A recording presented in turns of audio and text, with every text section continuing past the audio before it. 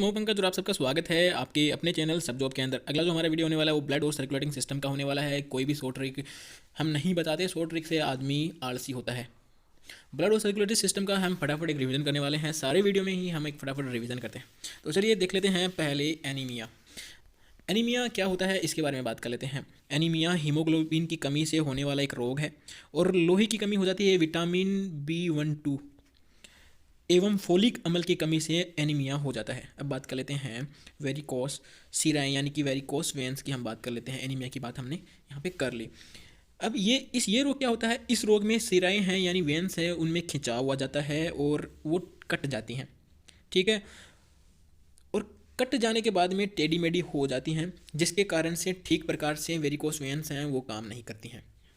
अगली बात कर लेते हैं एंजाइना की। एंजाइना क्या होता है, जब हृदय में पेशियों को जब ऑक्सीजन की आपूर्ति बंद हो जाती है या कम हो जाती है तो ये मर जाती हैं, डेड हो जाती हैं। इससे हृदय में क्या होता है, एक बहुत ही ज़्यादा कष्टकारी दर्द होता है।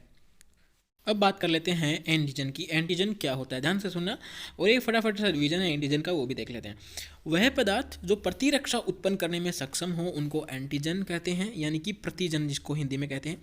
एंटीजन ग्लाइकोप्रोटीन्स के बने हुए होते हैं जो आरबीसी के अंदर पाए जाते हैं। एंटीजन प्राय पॉलीसेकेराइड और बड़े प्रोटीन अणु होते हैं।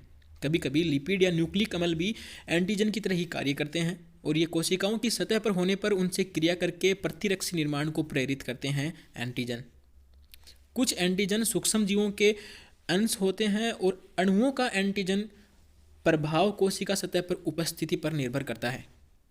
ठीक है, अगली बात हम कर लेते हैं एंटीबॉडीज के बारे में। एंटीबॉडीज क्या होते हैं, ये ग्लाइकोप्रोटीन के अणु होते हैं जो एक प्रकार से इम्यूनोग्लोबुलिन्स होते हैं और ये शरीर में किसको, एंटीजन को समाप्त करने हेतु प्रयुक्त किए जाते हैं एंटीबॉडीज। ये विष या रोगाणुओं को समाप्त करने में सहायक होते हैं। एंटीबॉडी का उत्पादन लिम्फोसाइट, प्लाज्मा कोशिका और बी कोशिकाओं द्वारा होता है। सभी एंटीबॉडीज होते हैं वो चार परत से जुड़ी हुई पॉलीपेप्टाइड श्रृंखलाओं के द्वारा निर्मित होते हैं और ये चारों श्रृंखलाएं आपस में डाइसल्फाइड और सहसंयोजी बंधों द्वारा जुड़ी हुई होती हैं। एंटीबॉडीज का सर्वाधिक संपर्क लिम्फोसाइट से होता है। ठीक है, अब इम्पोर्टेंट फैक्ट हैं ब्लड के, वो हम पढ़ लेते हैं। कुछ पढ़े हैं कुछ नहीं पढ़े हैं, उनकी बातें हम यहाँ पे कर लेते हैं।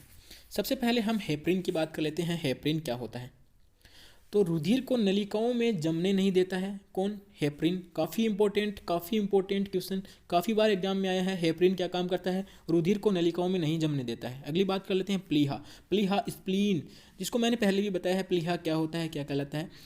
ये एक तरह से रुधिर बैंक होता है और आरबीसी का कब्रगाह है जिसको कहते हैं, यानी कब्रिस्तान जिसको कहते हैं, वो प्लीहा को कहते हैं। लाल अस्थि मज्जा में आरबीसी का क्या होता है, निर्माण होता है और भ्रूणीय अवस्था में यह यकृत और प्लीहा में होता है। ठीक है, अब फुफ्फुसीय शिरा की हम बात कर लेते हैं।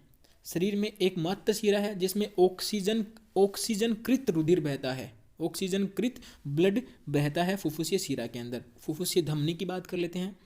ये एक मात्र धमनी है जिसमें अशुद्ध रक्त प्रवाहित होता है। एंजियोप्लास्टी की बात हम कर लेते हैं। धमनियों की सिकुड़न और रुकावट को दूर करने हेतु काम में ली जाने वाली तकनीकी जिसको कहते हैं वो एंजियोप्लास्टी होती है। अब स्ट्रेंड की बात कर लेते हैं। एंजियोप्लास्टी में प्रयोग किए जाने वाले धातु के छल्ले जिसको कहते हैं उसको स्ट्रेंड कहते हैं। कोरोनरी बाईपास या बाईपास सर्जरी किसको कहते हैं वो सुन लीजिए। चीरा लगाकर की जाने वाली हृदय की सर्जरी जिसमें धमनी का रुकावट दूर किया जाता है, धमनी की रुकावट ठीक की जाती है, उसको कोरोनरी बाईपास कहते हैं। हृदय संकुचन के समय उत्पन्न होने वाले विभव को नापने वाले यंत्र को क्या कहते हैं, इलेक्ट्रोकार्डियोग्राफ। काफ़ी बार कहा जाता है इलेक्ट्रोकार्डियोग्राफ किसकी जांच से संबंधित है, हृदय की जांच से। ईसीजी जिसको कहते हैं, काफ़ी बार आया है ईसीजी। इलेक्ट्रोकार्डियोग्राफ हृदय की संकुचन के समय उत्पन्न होने वाले विभव को नापने के लिए इलेक्ट्रोकार्डियोग्राफ काम में लिया जाता है। हृदय रोगियों की सर्वप्रथम ईसीजी ही की जाती है।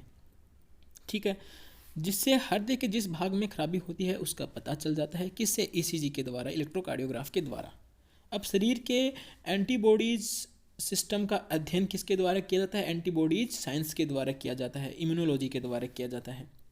और जो प्रतिरक्षा विज्ञान के जनक है वो किनको कहते हैं, एडवर्ड जेनर को कहा जाता है। तो ये इंपॉर्टेंट फैक्ट हो गए। बार बार हमारे वीडियो को वापस से देखते रहना। कैसा लगा हमारा वीडियो हमें कमेंट और लाइक करके जरूर बताइएगा। यदि अभी तक आपने हमारे चैनल को सब्सक्राइब नहीं किया है तो सब्सक्राइब कर लीजिएगा। आज के लिए सिर्फ इतना ही, धन्यवाद, जय हिंद।